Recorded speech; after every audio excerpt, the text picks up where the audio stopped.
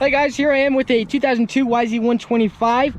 I have multiple other YZs with me, but we're going to be specifically working on this one today. I'm going to show you guys exactly how to do a compression test the correct way, step by step. That way when you go to do it, you know what you're doing and you know you're doing it correctly, not getting false readings.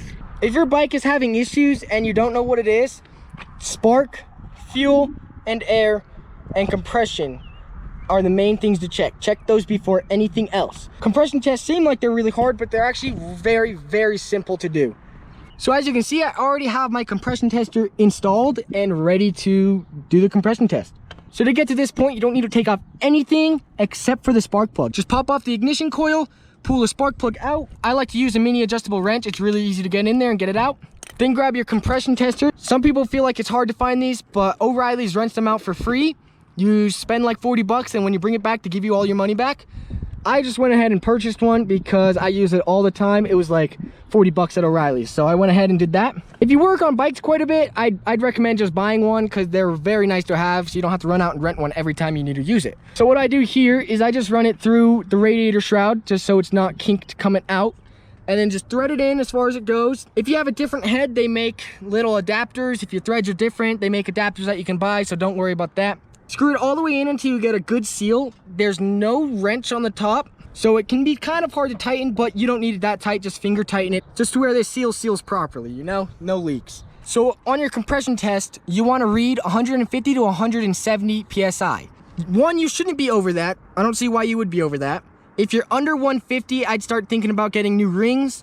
If you're all the way down at 120, you probably have more than just rings like my other bike. It ran fine, but it had a lot of hiccups and the cylinder was completely scored and the cylinder walls had cracks in it. So I have one on the way. That is that bike right there, the 2000. So we're gonna go ahead and do a compression test. This bike's been acting up. It's my brother's. His head is a bit messed up, the threads for the spark plug. So we wanna see if he's losing any compression through that.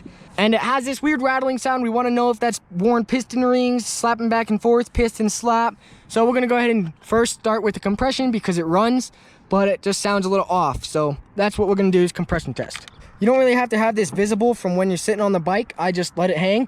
One thing people don't understand, when doing a compression test, you have to have the throttle wide open as far as it'll go. Hold that throttle wide open and you're going to kick it 10 times.